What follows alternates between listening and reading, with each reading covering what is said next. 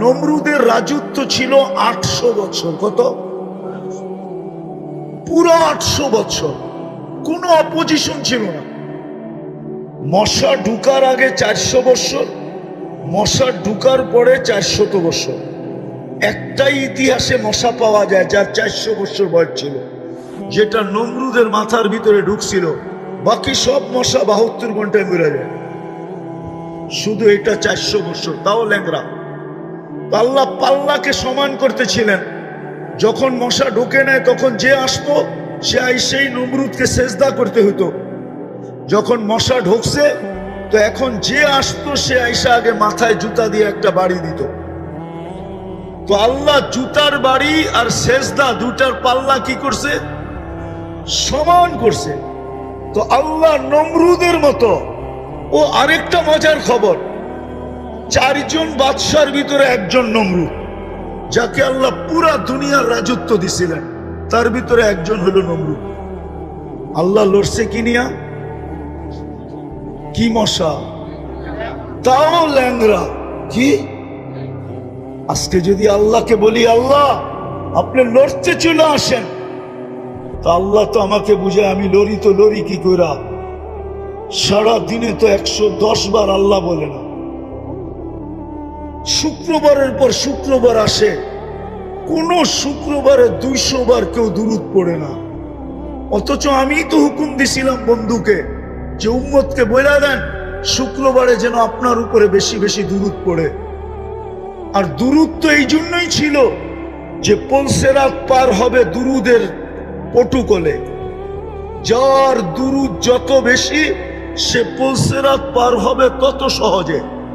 এই জন্য এই উম্মত ডাইরেক্ট জাহান্নামে পড়বে না। জাহান্নামে যদি পিছলাইও যায় পলসেরাত থেকে, তো পলসেরাত ধইরা লটকায়া থাকবে, ঝুলা থাকবে। দেখা হবে আর দুরুদ আছে কিনা।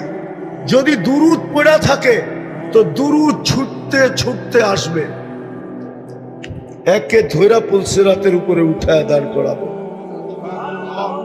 দুরুদ আগে পিছে ডাইনে বামে হইয়া একে পলসেরাত পার করাবে। শুক্রবারে বলছিলেন তো দুরুদ পড়তে, দুরুদ তো পড়ে না। নবীর আদর্শ তো বাদই দিলাম, নাইলে এত টাকা কেন চুলের পিছে যুবক খরচ করবে? অধিকাংশ যুবকই তো 500 টাকার নিচে চুল কাটা হয় না। কেননা ও চুলের ডিজাইন দেখে নেটের ভিতরে পছন্দ যেটা হয় ওটাকে দেয় স্ক্রিনশট, নিয়ে যায় সেলুনে, সেলুনওয়ালা ডিজাইন দেখেই কাইতয়া পড়া যায় আর বলে এটা 500 কমে কাটা যাবে না। কিন্তু ওর তো ডিজাইন দিলের ভিতরে ঢুকে গেছে, ও বলে 500 কেন, 1000 হইলেও কাটবো, কাট। 500 টাকা দিয়ে চুল কাটায়। মা বোনরা ফ্যাশন করে নেটে দেখা। ইসলামে কি সাজগোজ নাই? না নাই? নাই সাজগোজ? হুজুররা বলো, ইসলামে যদি সাজগোজ না থাকতো তাহলে আল্লাহর রসুল সফর থেকে ডাইরেক্ট বাড়িতে কেন আসতেন না? ওটা তো হাদিসে আছে, ডাইরেক্ট বাড়িতে আসতেন না। জিজ্ঞেস করছে ইয়া রাসূলুল্লাহ এতদিন পরে আসলাম, ডাইরেক্ট যে ঢুকা যাই? আল্লাহ রসুল বলছে না, কোন অবস্থায় আছে তুমি কি জানো? হয়তো যায়া দেখবে চুল এলোমেলো, কাপড় সাপড় ময়লা শয়লা, সাজ নাই গুজ নাই। বাড়িতে তুমি ঢুকবা, লাগবো তোমার কাছে কাজের মহিলার মতো, তো তোমার মন লাগবে না। বিদায় একটু অপেক্ষা করো, বাড়িতে খবর দেখ সাইজা গাইজা রেডি হোক। যখন তুমি ঘরে ঢুকবে দেখতে দেরি যেন গলা লাগাইতে দেরি না হয়। মন যেন বলে গলা লাগা, মন যেন বলে বুক লাগা। আগেরটা বাদেই দিলাম, লাউড স্পিকার খোলা। ইসলাম তো সাজগোজ শিখাইছে। রাগ হয়েন না, দুনিয়া ইসলামের আগে কেউ সাজগোজ জানতো না। ইসলাম নারীকে শিখাইছে সাজগোজ কাকে বলে, ইসলাম শিখাইছে ফ্যাশন কাকে বলে। নাইলে এই হাদিস কেন বলতো আল্লাহু জামিলুন ইউহিব্বুল জামাল? আল্লাহ সুন্দর সৌন্দর্যতাকে পছন্দ করে। আল্লাহর রসুল সাহাবী রসুলকে কেন বলতো তুই এরকম চলস কেন? আল্লাহ কি তোকে কিছু দেয় না? বলছে দিছে, বলে তাইলে নেয়ামতের আসর তোর উপরে প্রকাশ পাওয়া চাই। এই জন্য শেষ কথা, আসেন যদি চাই আল্লাহর কাছে আকর্ষণের পাত্র হওয়ার জন্য, যদি চাই রসুলের কাছে আকর্ষণের পাত্র হওয়ার জন্য, যদি চাই অতি সত্বর আমাদের জন্য সাহায্য নেমে আসুক, তাহলে আজকে দুইটা কাম করতে হবে মনের থেকে, 2 থেকে 3টা। পারবেন? সর্বপ্রথম মনের থেকে তওবা করতে হবে। আমি তো বলি, আপনাদের মিডিয়ার মাধ্যমে বলি, আমার বড় ব্যথা লাগে, সারা দুনিয়ার মুসলিম স্কলাররা এই কথা কেন বলে না? সারা দুনিয়ার 200 কোটি মুসলমানের জন্য একটা দিন তওবার দিন হিসাবে নির্ধারিত কেন করে না? হায়, দুনিয়ার মুসলিম স্কলাররা যদি সারা দুনিয়ার মুসলমানদের জন্য একটা দিন তওবার দিন হিসাবে নির্বাচিত করত আর ঘোষণা দিত যে চলো অমুক দিন আমরা সারা দুনিয়ার 200 কোটি মুসলমান নর নারী আল্লাহর কাছে তওবা করব, দেখি কোরআনের ওই আয়াত সত্য হয় কিনা। কোরআনের ওই আয়াত সত্য, লিউযিকাহুম বাদাল্লাযী আমিলু লাআল্লাহুম ইয়ারজিউন। আল্লাহ বলতেছে তোমরা ফিরে আসো, আমি এটা চাই। হাদিসে কুদসি আছে, ইনতাবু ফানা হাবিবুহুম, তোমরা ইউটার্ন নিতে দেরি, তওবা করতে দেরি, আমি তোমাকে বন্ধু, তোমাদেরকে বন্ধু বানায় দিতে দেরি করব না। তারপরে আমার ঘোষণা আসবে, মান আদালি ওয়ালিয়ান আদানতুহু লিল হারব, আমার বন্ধুদের সাথে যে লড়বে সে আমি বন্ধুদেরকে লড়তে দিব না। আমার বন্ধুদের সাথে যে লড়ার জন্য নাইমা আসবে, আমি বন্ধুদেরকে লড়তে দিব না, বরং মধ্যখানে আমি বন্ধুদের পক্ষ হয়ে লড়ব। আমার স্কলাররা কেন এই কথাটা ঘোষণা দেয় না? কিন্তু আমার কথা তো কারো কাছে যাবে না, কিন্তু আমার ভিতরে ব্যথা। সারা দুনিয়ার মুসলিম স্কলাররা যদি একটা দিন 200 কোটি মুসলমানের জন্য নির্ধারিত করত যে অমুক দিন মুসলমান সারা দুনিয়ার আল্লাহর কাছে তওবা করবে, যে আজকে কি আল্লাহ আমাদের উপরে নারাজ হয়ে গেলেন কিনা।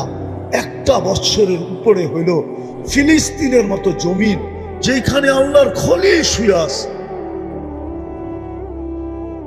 ওদিকে খলিল আমি চোখে দেখা আসছি। আমি তো ফিলিস্তিন 14 বছর আগে পাড়ায় আসছি, ওদিকে মুসা তো আমি দেখা আসছি। 70 জনের উপরে নবীদের কবর আছে এখানে। হায় হায় হায়, 1.25 লক্ষ নবীদের সম্মিলন হয়েছে মেরাজের রাত্রে ওই বাইতুল মুকাদ্দাসে। ওই শহর, ওই জমিন, যার প্রত্যেকটা বালুর কণার সাথে বরকত মিশ্রিত। আল্লাহ বলে বারাকনা হাওলা। ওই 313 আল্লাহর কাছে আকর্ষণের পাত্র ছিল। 313 তলোয়ার 3টা ছিল, একদিকে 11,000-এর উপরে 1100-র উপরে তলোয়ার ছিল, আর এই দিকে মুসলমানদের কাছে 3টা তলোয়ার ছিল। শুধু আল্লাহর কাছে আকর্ষণের পাত্র ছিল, রসুলের কাছে আকর্ষণের পাত্র ছিল। তো আল্লাহ কোরআন নামায় বলতেছে, বন্ধু ওমা আপনি খেলবেন না, আমরা খেলবো। ওমা রমাইতা ইদ রমাইতা ওয়ালাকিন্নাল্লাহ রমা। বন্ধু আমরা খেলবো, আপনি খেলবেন না, খেলবো তো আমরা। আল্লাহকে যদি প্রশ্ন করি, রমজান মাস 70 কিলোমিটার দূরে কেন মদিনার থেকে নিয়ে আসলেন? আল্লাহ যেন আমাকে বুঝাইতে চায়। বন্ধুকে মনে হয় আল্লাহ বলছে, বন্ধু আপনি না আসলে খেলা জমবে না, আপনাকে খেলা জমানোর জন্য নিয়ে আসছি, আর দর্শক না হইলে খেলতে মজা লাগবে না। আপনাকে তো দর্শক হিসাবে আনছি, খেলছি তো আমরা। আজকেও আল্লাহ খেলতো, আজকেও আল্লাহ খেলতেন। নইলে আমার যুক্তিতে বুঝেই আসে না, আমাদের পরে কোনো উম্মত নাই না? আছে? আমাদের নবীর পরে কোনো নবী আছে? হ্যাঁ, নাইলে আপনারা কেন স্লোগান দেন নবীর পরে নবী নাই, সংসদে আইন চাই? কেন স্লোগান দেন? আমাদের নবীর পরে তো কোনো। তাইলে আল্লাহকে যদি প্রশ্ন করি, আল্লাহ কোরআন তো দেখি, ওয়ালিল্লাহি জুনুদুস সামাওয়াতি ওয়াল আরদ, জমিন আসমানের সমস্ত সৃষ্টি আপনার সৈনিকের অন্তর্ভুক্ত। আয় আল্লাহ একটাকে হুকুম দেন না, আমাদের পরে নবীর পরে তো নবী নাই, আমাদের পরে উম্মত নাই, এই সৈনিক বসায় বসায় খাওয়াইতেছেন, কারণটা কি? পাঠান না ফিলিস্তিন, একদলকে পাঠান, একদল পাঠাইতে তো হয়, কিন্তু আল্লাহ তো আমাকে বলে আমি পাঠাই কি করা। তো তরিকা বাদ দিলাম, আদর্শ বাদ দিলাম। ওরা তো ডেলি 100 বার আমাকে আল্লাহ বলেও ডাকে না, বক্ত করে আমারটা সব। শুক্রবারে 100 বার আমার বন্ধুর দুরুদ পড়ে না। আমি তো তোমাদেরকে ইজ্জত করছিলাম বন্ধুর খাতিরে, নইলে তোমাদেরকে এত বড় সম্মানে ভূষিত করব কেন? কুদরতি হাতে আমি তোমাদেরকে বাছাই করব কেন? তোমাদের মাথায় শ্রেষ্ঠত্বের মুকুট দিব কেন? কুনতুম খায়রা উম্মার ঘোষণা দিব কেন? তোমাদেরকে আমি আমার জন্য পছন্দ করব কেন? সুহাদা আলান নাস, কিয়ামতের দিন আল্লাহ নিজের জন্য আমাদেরকে পছন্দ করছেন। আমি কেন তোমাদেরকে আমার জন্য পছন্দ করব? এরা তো আমার বন্ধুর উপরে দুরূদ পড়ে না। যুবক তো নবীর স্টাইলে চুল কাটে না, মা বোনরা ফাতেমার স্টাইলে সাজে না। সব বাদে দিয়া দিলাম। আল্লাহ তো আমাকে অভিযোগ করে সবকিছু বাদ, ডেলি আমি 5 বার ডাকি, তাও যদি আসতো 80%ই তো আসে না। আরে 50%ও যদি আসতো, অর্ধাঅর্ধিও যদি আসতো, তাইলেও তো আমার মনকে বুঝাইতে পারতাম। 80%ই তো আসে না। ফ্যাক্টরিওয়ালা তো ফ্যাক্টরিতে নামাজে পড়ে না, মেইলওয়ালা তো মেইলে পড়ে না, বাজারওয়ালা তো বাজারে পড়ে না, হাটওয়ালা তো হাটে পড়ে না, দোকানদার তো দোকানে পড়ে না, অফিসওয়ালা তো অফিসে পড়ে না, আদালতওয়ালা তো আদালতে পড়ে না, খ্যাতওয়ালা তো খেতে পড়ে না। অথচ খেতে যদি নামাজ পড়তো, তাইলে ওর জন্য আল্লাহর মাগফিরাত, জান্নাত ওয়াজিব হইতো, ওয়াজিব, অবধারিত। হাদিসে আছে, খেতওয়ালা যখন আজান শুনে, আর খেতের আইল বলে না লাইল বলে গাজীপুরে, হ্যাঁ লাইল, ঠিক না? কোন জায়গায় আইল বলে। খেতের লাইলে যদি গামছা বিছায় দাঁড়ায় যেত, আল্লাহ ফেরেশতাদেরকে ডাইকা দেখাইতো, কি করে রে? নামাজ পড়ে। কার ভয়ে? আমার ভয়ে। আপনার ভয়ে? কি চায় নামাজ দ্বারা? কয় জান্নাত। আমি ভয় থেকে নিষ্কৃতি দিলাম, ওকে মাফ করে দিলাম, জান্নাত লেখা দিলাম, তোমরা সাক্ষী থাইকো। খেতালা যদি খেতে দাঁড়াইতো, খামারওয়ালা যদি খামারে দাঁড়াইতো, মা বোনরা যদি ঘরে পড়তো, বাড়িওয়ালা যদি বাড়িতে পড়তো, আল্লাহ তো ডেলি 5 বার ডাকে। ইসলাম তো দুনিয়াকে সাজগোজ শিখাইছে, ফ্যাশন শিখাইছে। চলেন আমার লোকে ইতিহাস নিয়ে বসেন, আমাকে দেখান ইসলামের আগে কে ফ্যাশন জানতো? দুনিয়া ফ্যাশন জানতো না। ইসলামের আগে স্বামী জানতো না স্ত্রীর হক কি। ইসলামের আগে স্ত্রী জানতো না স্বামীর কদর কি। ইসলামের আগে মা বাবা জানতো না সন্তানের মায়া মমতা কি। ইসলামের আগে জানতো না সন্তান, জানতো না বাপের কদর কত বড়, বাপ মা কি জিনিস। ইসলাম শিখাইছে বাপ মা কি জিনিস। ইসলাম শিখাইছে সদয় দৃষ্টিতে দেখতে দেরি, কবুল হজের সওয়াব মিলতে দেরি হয় না। আমি তো বলি কবুল হজ না, ইসলাম শিখাইছে সদয় দৃষ্টিতে দেখতে দেরি, জান্নাত নিজের নামে লেখায়া নিতে দেরি হয় না। আপনি বলবেন হজের সওয়াব তো লেখা আছে হাদিসে, আপনি জান্নাত কোত্থেকে পাইলেন? তাইলে আমি আরেকটা হাদিস দিয়া বুঝাই। আল্লাহর রসুল বলছে কবুল হজের সওয়াব জান্নাত ব্যতীত আর কিচ্ছু। ইসলাম শিখাইছে। তো যেটা বুঝাইতেছিলাম আমি, যে আজকে তো সাহায্যের দরকার, কিন্তু সাহায্য আসে না কেন? কেন আসে? একটা দিয়ে শেষ করতেছি। আসতো যদি আমরা আল্লাহর কাছে আকর্ষণের পাত্র হতাম, যদি রসুলের কাছে আকর্ষণের পাত্র হতাম। কিন্তু আমার যুবকরা তো ডেলি 10 বারও আল্লাহ বলে না, 5 বারও আল্লাহ বলে না, মা বোনরাও বলে না, পুরুষও বলে না। বলেন আজকে সারা দুনিয়া চিৎকার কিসের দিতেছে? সবচেয়ে বেশি চিৎকার তো দিতেছি আমরা যে আল্লাহ সাহায্য পাঠান, তাই না? হ্যাঁ না, আমরা লইরা জিতা নিব?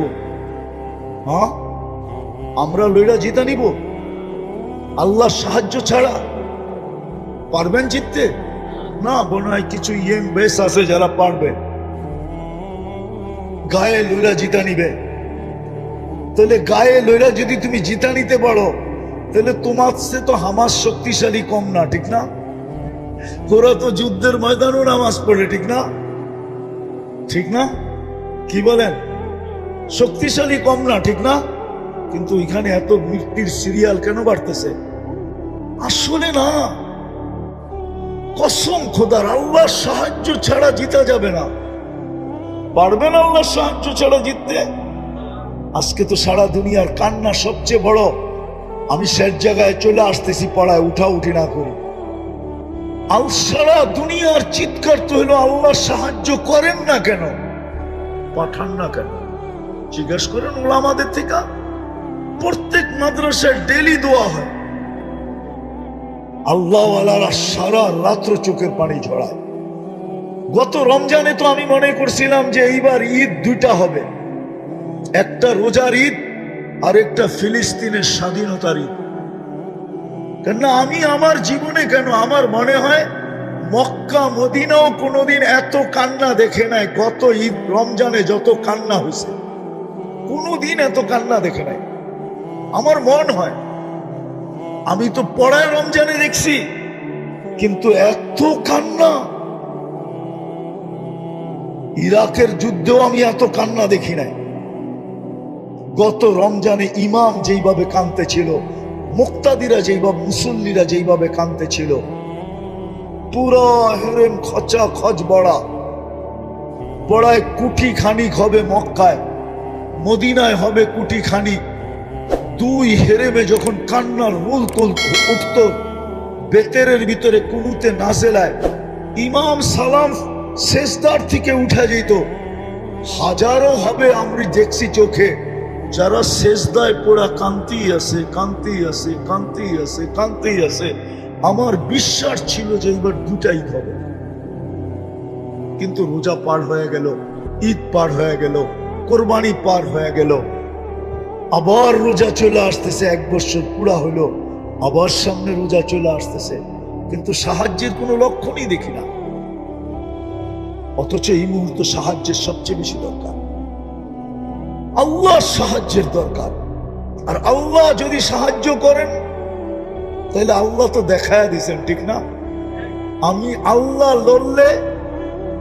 লড়লে কি হবে? আল্লাহ প্রমাণ দিছে, তুমি হাতি নিয়ে আসবা, আমি আবাবিল নিয়ে আসবো। কি হাতির সামনে আবাবিলের পার্সেন্টেজ কতটুকু জানেন? কতটুকু? হুজুররা বলুক কতটুকু?